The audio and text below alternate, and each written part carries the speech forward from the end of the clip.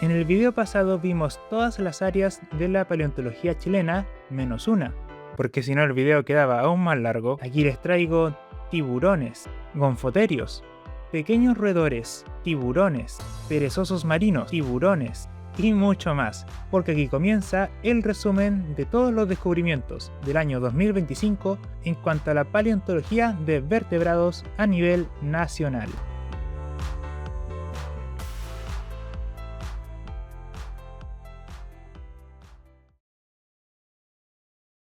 Bueno, y aquí estarían los fósiles de vertebrados del Paleozoico, pero como no hubo, nos vamos a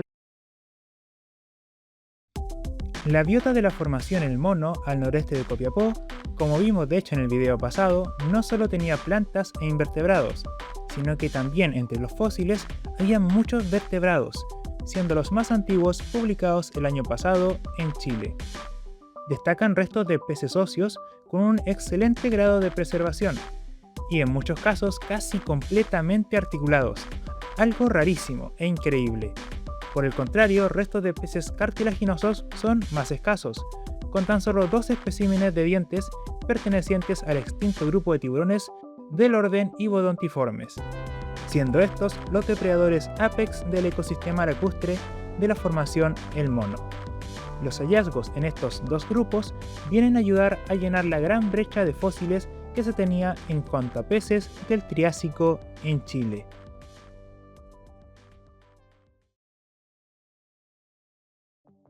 Y saltándonos el Jurásico, llega el tan esperado paper de la ictiosauria Fiona. Aquí el ejemplar descubierto allá por 2022 gracias al retroceso del glaciar Tyndall en la región de Magallanes, y que sorprendió a todo un país y al mundo entero al tratarse de un ictiosaurio que preservaba a su pequeña cría nonata en su interior. En 2025 fue publicada finalmente la descripción de este reptil marino de los tiempos de los dinosaurios, tras un arduo trabajo de laboratorio. Fue asignada a la siguiente especie con una edad de 131 millones de años, un largo de 3,5 metros y con un pequeño feto de 15 centímetros de largo. Además, se llegó a encontrar restos de contenido intestinal, donde se pudo reconocer fragmentos de huesos pequeños de peces, posiblemente su última cena. Por si fuera poco, nuestra ictiosauria también se llevó varios récords. Primer ictiosaurio completo excavado en Chile, el tercer registro mundial de una hembra preñada del Cretácico y el segundo ejemplar cretácico en el globo que tiene evidencia directa de la dieta de un ictiosaurio. Simplemente asombroso, y queda preguntarse qué otros fósiles guardará la zona del Tyndall.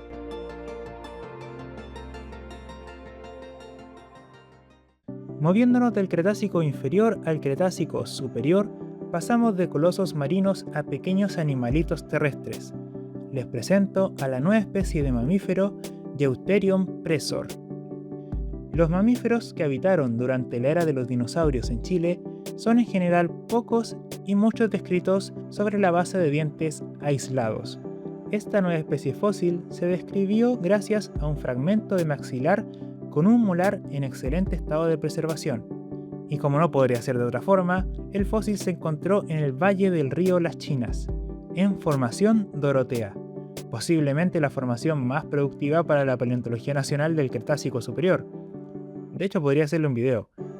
Deuterium presor es el segundo integrante descubierto de la familia Reigiteridae, junto a Reigeterium, ambos caracterizados por tener el tamaño de un ratoncito y por sus dientes, especializados para alimentarse de vegetación dura.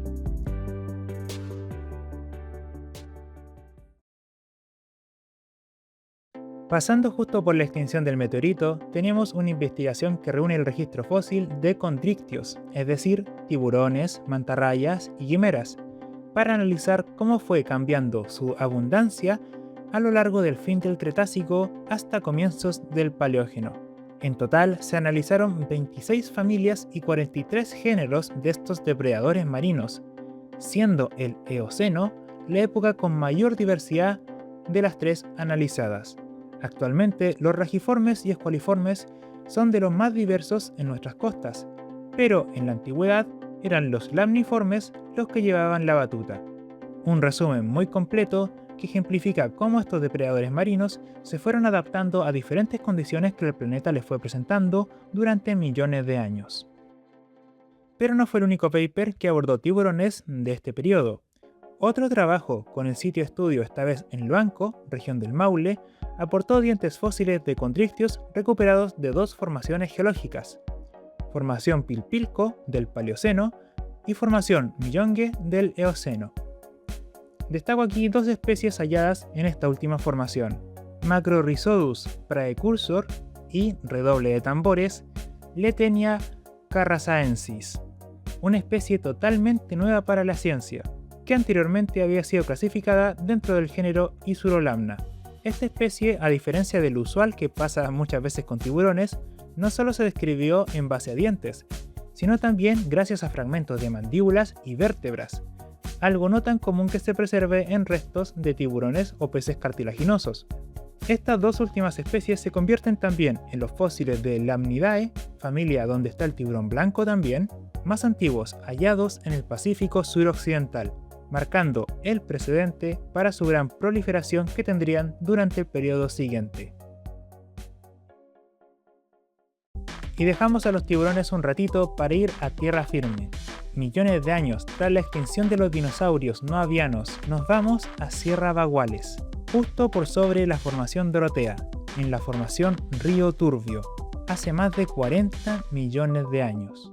En este contexto geológico se presenta la primera descripción de un mamífero del periodo Paleógeno para la región de Magallanes. Los fósiles, que incluyen solo un molar, fue suficiente para asignarlo a la especie Albertogaudria única, especie de la que ya se tenía registro en Argentina desde hace más de un siglo. Este extraño animal corresponde a un meridungulado, que, en simple, son básicamente el grupo hermano de los actuales caballos, rinocerontes y tapires, aunque a día de hoy no tiene ningún representante vivo.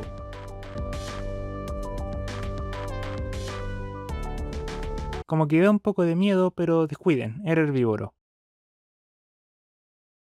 Volviendo al mar, tenemos otra investigación que se encargó esta vez de los peces óseos. Aquí se realiza una suerte de inventario nacional de todo el registro fósil que se tiene de los osteícteos marinos y cómo ha cambiado su biodiversidad en las diferentes unidades geológicas a lo largo de millones de años.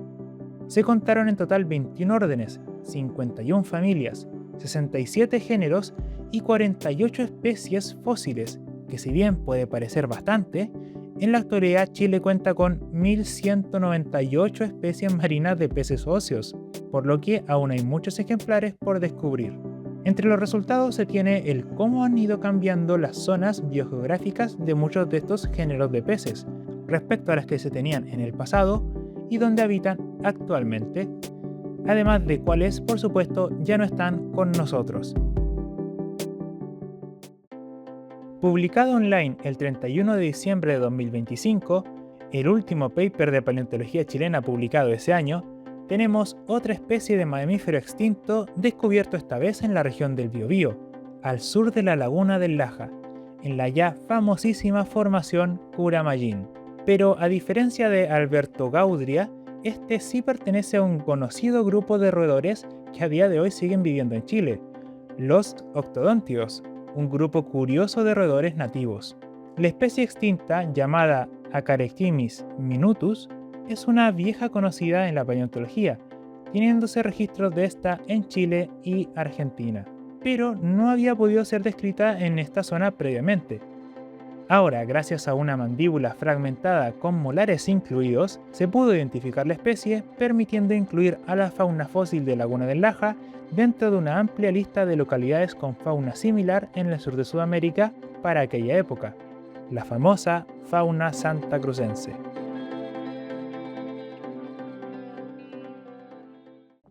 Y de un pequeño roedor en la zona sur, nos vamos a un gigante marino del norte de Chile, porque ha llegado el paper definitivo que revisa todos los registros de los famosos perezosos marinos gigantes descubiertos en Chile, incluyendo fósiles de Bahía Inglesa, Coquimbo y Horcón. De nombre científico Thalassocnus natans, esta especie habitó en la zona norte entre 9 a 5 millones de años atrás.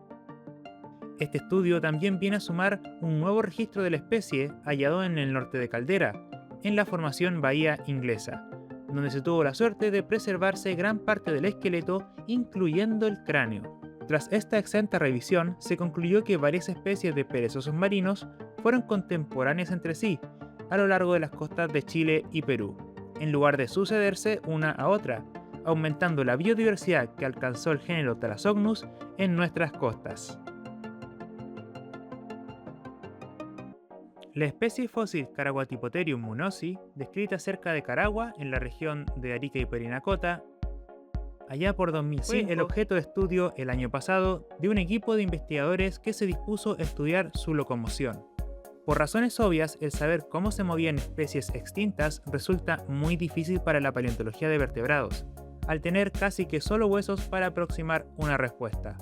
La metodología aplicada aquí se basó en índices biomecánicos, comparando sus restos, los del mencionado género, con otras 38 especies de mamíferos actuales.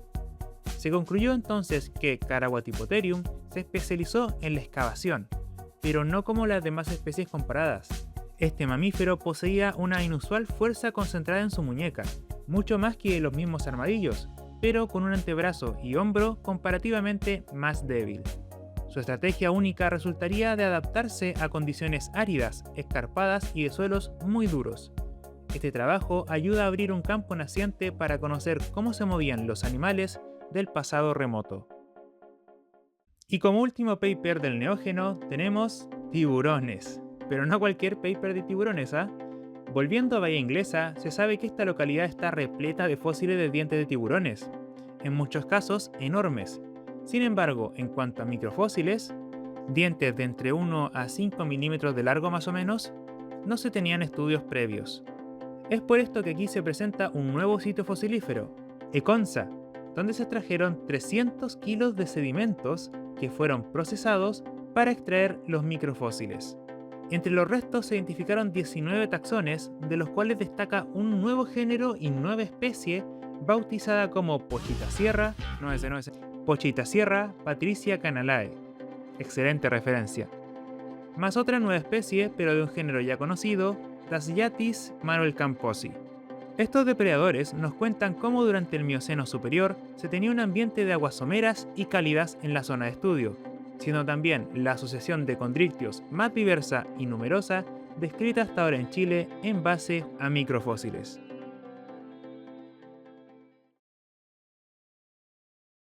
Llegando ya al fin de este recopilatorio y de nuestra línea temporal, tenemos nuevamente una contribución de nuestros amigos del sitio paleoarqueológico Tawa Tawa, en la región de O'Higgins, que el año pasado, contando este trabajo, sacaron 3 papers.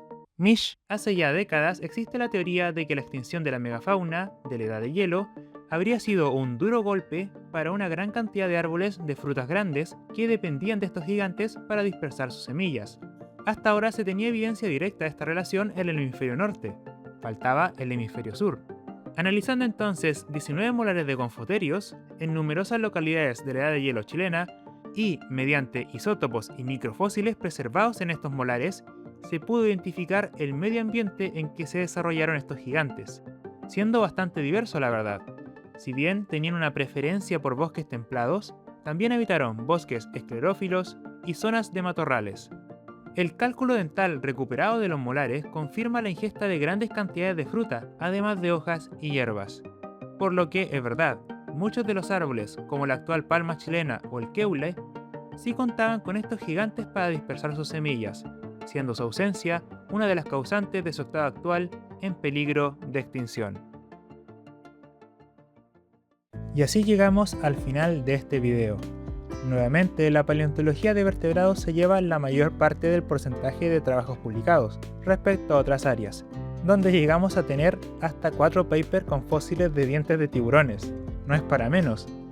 Sin embargo, con 24 trabajos publicados en total, sin duda se puede decir que fue un excelente año para la paleontología chilena.